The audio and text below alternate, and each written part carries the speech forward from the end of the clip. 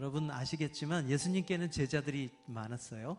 그런데 그 중에서도 12제자와 늘 함께 다니셨죠. 12제자 가운데서 베드로라는 제자는 가장 도드라지는 제자라고 할 수가 있겠어요. 하지만 그런 가깝게 따라다니던 가장 예수님을 사랑한다고 고백을 했던 그 베드로가 예수님께서 잡히시던 날 주님을 배신하고 말아요. 그리고 밤이 추우니까 베드로도 그 대제사장들 그 뜰에서 그 종들 틈에 끼어서 함께 이렇게 모닥불을 쬐고 있었어요. 그때 거기 있던 여종 한 명이 베드로를 보더니 당신 예수와 함께 다니던 그 사람 아니냐 물어요. 그러니까 베드로가 화들짝 놀라서 난 아니라고, 나는 제자가 아니라고 그렇게 말하는 거예요. 두 번째 또 한 사람이 맞는 것 같은데, 당신 같이 다니는 거 내가 봤어요. 아니에요, 나는 절대로 아니에요. 세 번째로 여러 사람이 달려들면서 예수의 제자 맞다고.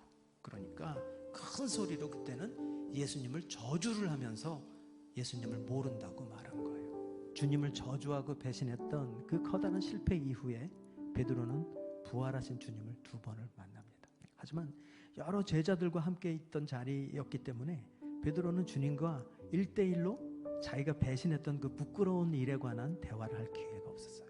그렇게 갈릴리에 도착한 베드로와 6 제자들은 다시 자기들의 생업으로 돌아간 거예요. 사람 낚는 어부에서 다시 물고기 잡는 어부로 간 거죠. 그런데 그곳으로 예수님이 찾아오신 거죠. 숯불 앞에서 3번을 부인했던 베드로에게 다시 숯불 앞에서 주님은 네가 나를 사랑하느냐고 3번을 물으시는 거죠. 베드로는 지금 자기 삶에서 가장 큰 실패 이후에 가장 약해지고 가장 초라한 자리에서 주님을 만나고 있는 거죠. 하지만 예수님은 아무런 책망을 하지 않으시고 네가 나를 사랑하느냐 반복해서 물으시면서 무너져 있는 베드로를 다시 일으키고 계시는 거예요. 주님 편에서 먼저 관계를 회복하시는 거죠. 베드로의 인생에서 이때는 가장 비참하고 가장 연약해져 있는 때일 거예요. 하지만 예수님은 주님께 보여줄 의로움이란 하나도 없는 베드로에게 이 반복적인 신앙 고백을 하게 하시면서 그를 다시 세우고 계시는 겁니다. 이 세상에서 실패를 경험하지 않는 사람은 아무도 없어요. 남모르는 실패감을 가슴에 안고 살아보지 않은 사람 아무도 없는 거죠. 저도 마찬가지고. 그러나 기독교의 위대함은 하나님의 능력이 이런 약한 자들에게, 실패자들에게서 나타나는 것입니다. 우리의 이 죄성의 연약함의 한계들을, 뻔한 한계들을 보여주시고 우리가 한낱 흙덩어리라는 사실을 기억하라고, 이 약하고 한계가 뻔한 나에게서 하나님의 무한하신 능력을 나타내시려고, 실패자들인 우리를 통해서 하나님의 하나님 되심을 드러내려고 하시는 것이죠. 아멘. 부르심의 조건은 여러분 우리에게 있는 게 아니에요.